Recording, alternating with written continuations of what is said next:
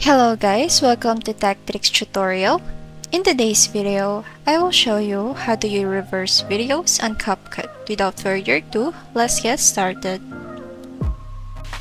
Now here I have my video. What you're going to do is just grab the video that you want.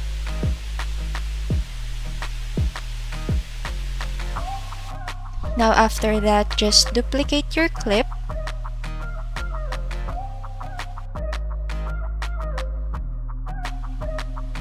Now select your clip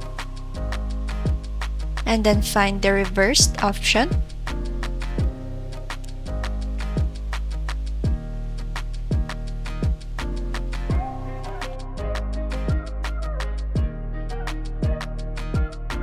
And just wait for that to load.